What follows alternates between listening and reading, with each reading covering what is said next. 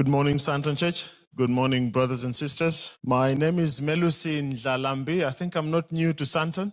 Yes, I came to Santon at the call of the church board in 2021. Pastor Hall called me and said the church board has asked that I come and help with a specific assignment. And at that time, part of our ministry, which is MelVee Broadcasting Network, was doing live streaming during the COVID times. We had been doing this for many years. But at that time when we were called here, the few people I remember were here was Sister Kumbu Mpofu. I hope she's here somewhere.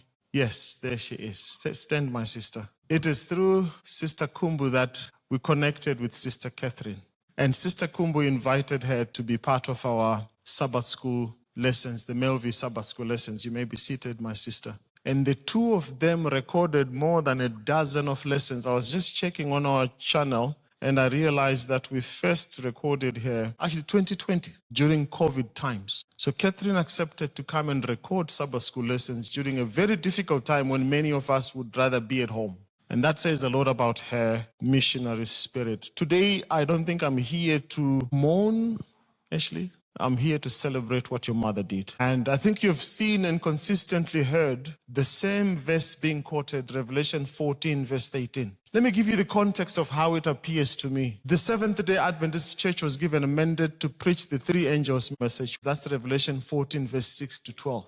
Skip verse 7, verse 18. When you get to verse 14 to verse 15, there's a harvest of souls. Angels with sickles and instructions being given to he who sits on the throne to cast in and harvest. So right in the middle of the preaching of the three angels' messages and the harvest of the earth is this verse that simply says, blessed are they who die in the Lord, henceforth, says the Spirit. Not the church, but the Spirit. For they rest, but their works do follow them. That's where ministries such as MelVee come in, and that's why I could be friends with Catherine and we could do the work that we did, and she could invite Ashley to be on the set on one of the lessons we did in 2023.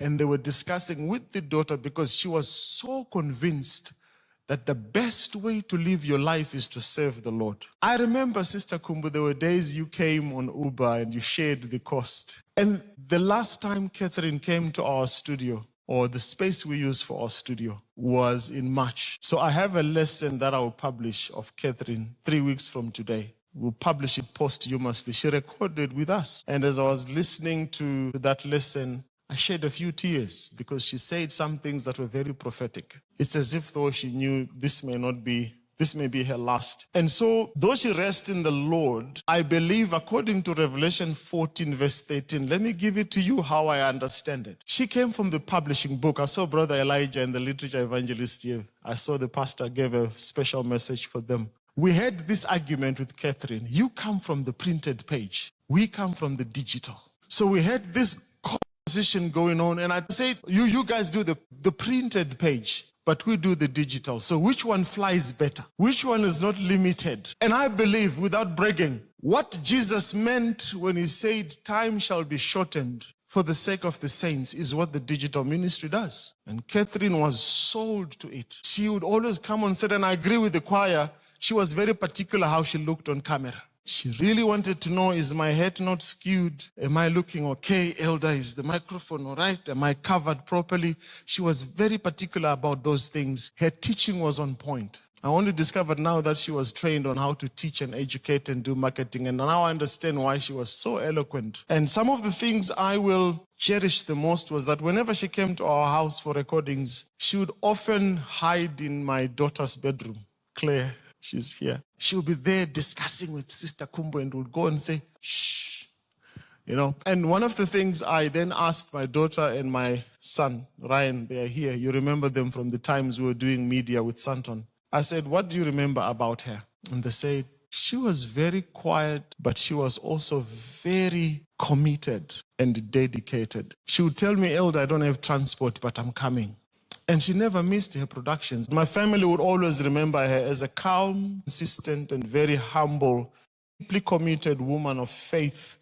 And I know, according to Revelation 14, verse 18, though she rests, Catherine will continue to travel the whole world and teach the gospel, even from her grave. That's what this ministry was raised for.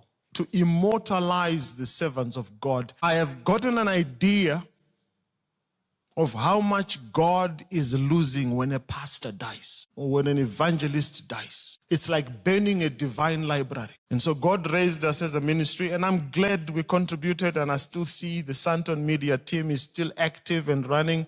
Let's give them a big amen. Because God has called us to run this race so quickly and so fast, it's a dash. You will see on her graveyard, they'll put the year of birth and the year of death. In between is a dash. I've come to believe, Elder, as I conclude this remark, that the value of your life is not in the length of the years you will live, but the impact you will make while you're still living. She was young. She was in her prime years, and I wish she could have lived longer. So some voices, according to how she committed to the Lord, her voice will not fade because of death. She will echo into eternity. Here's my last thought as I challenge you, because many of you, when I phone you to come on our productions, you give very silly reasons, and we will struggle to have your pictures when you are dead. So please, here's the point I want to make, and I don't want to be a bit brushy. I believe, Pastor Ferdi, when we get to heaven, there will be a special seminar that God, Jesus, or Michael, or our angels will commission. They will ask Paul to tell us how he battled the ships and the shipwrecks and the journeys and the missionary journeys he took and how the Lord helped him. But I believe also Jesus is going to call upon friends such as Catherine, ministries such as MelVee, come and tell how we arrived in America without leaving our home in Pretoria, how we went around the world. Catherine was preaching and teaching on a global platform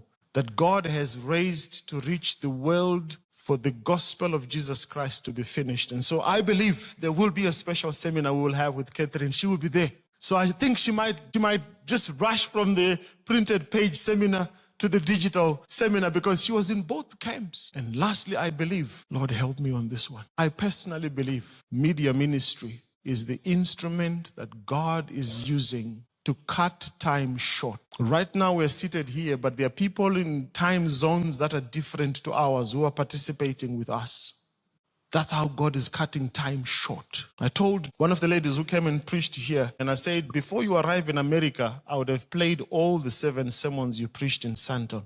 Dr. Lola. I told her, by the time you arrive in America, I would have played all the 7 sermons in that time. Media is shortening the time. In a media meeting, you no longer just have to say good morning. You also have to say good afternoon. And you also have to say good evening. Because there are people across the zones. And well done to Santon, Pastor Oetla, and your team, and Brother Black for embracing this ministry and continuing it even after our pilot. This is how we're going to finish this work. I wish you could do more than just Sabbath life.